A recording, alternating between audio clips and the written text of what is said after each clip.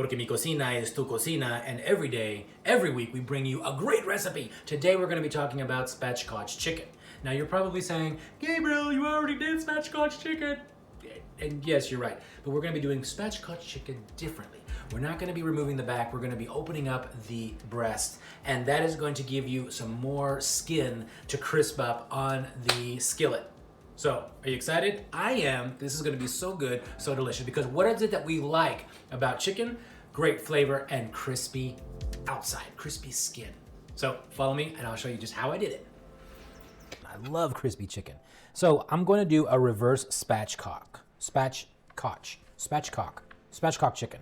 So normally in the spatchcock chicken, we take out the backbone. And this time we're not going to take out the backbone. We are going to take out the breast bone. And so just follow me as we do that. What we're going to do first of all, we are going to cut it right in the middle. And the idea is to get it crispy. And to get it crispy, it means that our skin has to come in contact with that hot skillet. You know, and that is what we're going to try to accomplish today. Now, what we're going to do is we're going to cut along the keel bone. Something that I learned the other day. This is the keel bone or the breast bone. And we are going to also remove the wishbone, which is this one right here. Perhaps the hardest one to kind of see. Here we're going to go. First of all, you need a sharp knife to get into here.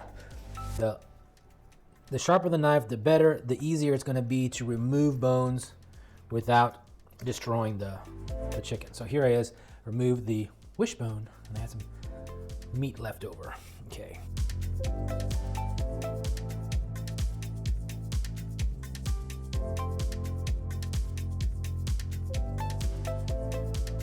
And I think for the most part we're done. All the bones that are here are the wing bones, and then the chicken wing leg bones, and that's it. That's the only bones you have to worry about or be concerned about as we put this baby in the refrigerator to dry off. Because right now, it's super wet, we want it to dry.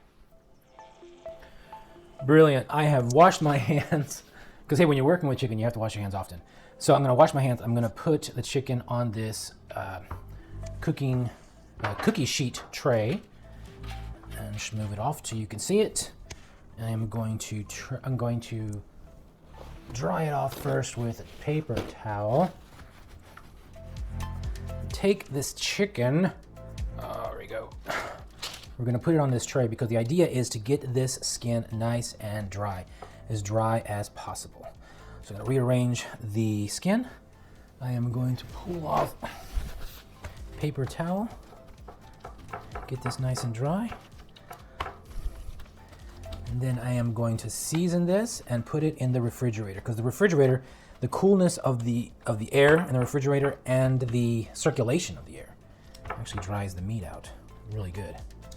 All right, that's pretty good. Let's see what's on this side. There we go. Nice, nice, good, done. All right, now some salt. Salt, salt, salt, salt, salt, salt. There we go. Got nice salt on top of the skin. The chicken, we had it in the refrigerator for 1 hour, and it has released a lot of its chicken juices, and we're going to dry them off again with the paper towel. And let's see here. We're going to be putting this into our skillet. Now our skillet, we want to make sure that it is a non-stick skillet or a cast iron skillet, been nice and seasoned, and that is what we have here. Now, as you can see, the chicken is larger than the skillet, so that will be an issue, but we will work around it. All right, so let's get the chicken off to one side, and let's get the skillet in there. And it has to be cold, okay? This is a cold skillet. The reason is because as we warm it up, and this is something you can use for your bacon as well, as you warm it up slowly, it will render the fat a lot better, and it will leave the skin crispy without pulling the skin or shrinking the skin, okay? So here we go. Let's get, all right. Well, paper joined the party. We're gonna pull the paper off, parchment paper, and here we go. All go. Come on, chicken, work with me. All right, again, like I said, the size of this chicken is ginormous. Make sure that the skin is all touching the pan as much as possible. And there we go. I'm gonna leave it like this. Now off to the stovetop. Let's dry it off a little bit more. There we go. And onto the stovetop. All right, here we are. That's gonna turn on our fire on medium, high to medium, or medium to high, whatever you like to call it. It's about 4 to 5. How's that? All right, now is a great time to add spices like oregano. As you can tell, it is not very measured. Just 1 second. That's not enough. Oregano. Thyme. And rosemary. Oh, these spices makes your house smell so inviting, by the way.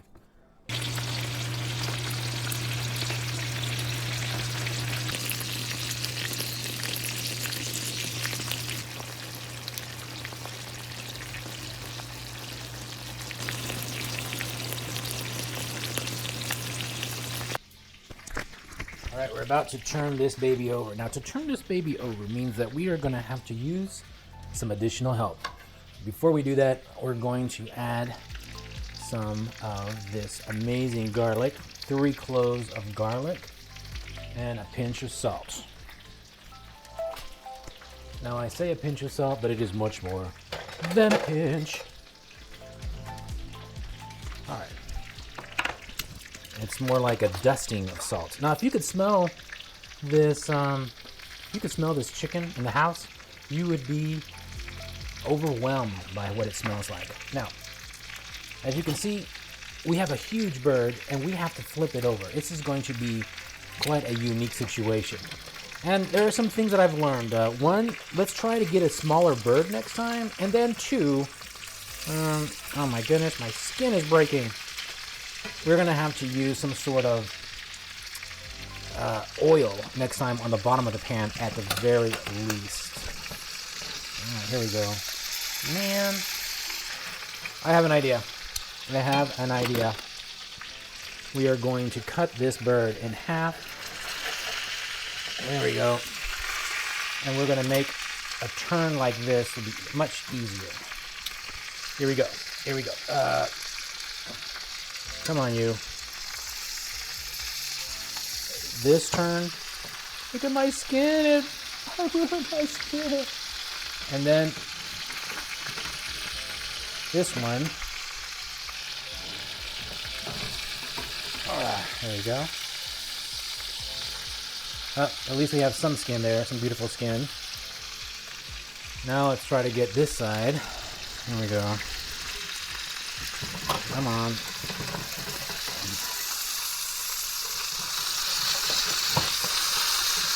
Looks like it's working. Oh, that fell off. Oh, look at that beautiful skin. And then this chicken. All right. Okay. Smells amazing. It's gonna taste amazing. It's just not gonna look like bon appetit. My goodness. Oh, look how good it is. Oh, smell-o-vision.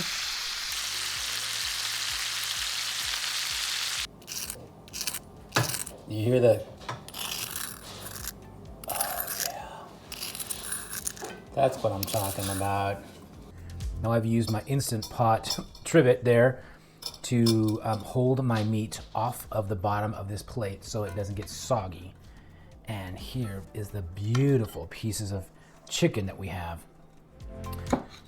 Lamentably, I did not use a skillet that was properly seasoned, and so all my skin got stuck, or most of my skin got stuck to the bottom of the skillet. Dang it.